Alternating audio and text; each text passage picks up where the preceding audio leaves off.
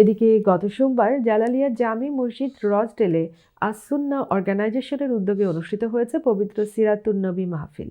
অনুষ্ঠানে প্রধান অতিথি হিসেবে উপস্থিত ছিলেন ঢাকার বিশিষ্ট আলেম ও আলোচক মাওলানা জুনায়েদ আল হাবিব।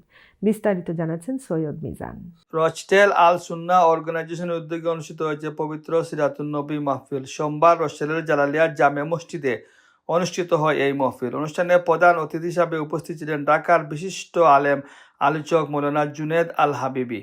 তিনি মহানবী হজরত মুহাম্মদ সাল্লাল্লাহু আলাইহি সাল্লামের পবিত্র জীবন, মহান আদর্শ এবং মানবতার প্রতি তার গুরুত্বপূর্ণ শিক্ষাগুলো নিয়ে আলোচনা করেন।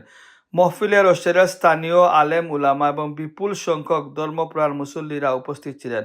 অনুষ্ঠানে সভাপতিত্ব করেন মৌলানা মুফতি কমল উদ্দিন। আয়োজকরা জানান, মহানবী হজরত মুহাম্মদ সাল্লাল্লাহু আলাইহি সাল্লামের জীবন আদর্শ মানুষের মাঝে তুলে ধরাই, তার সুন্নাহ অনুসরণের প্রতি সবাইকে উদ্বুদ্ধ করাই এই মহফিলের মূল উদ্দেশ্য।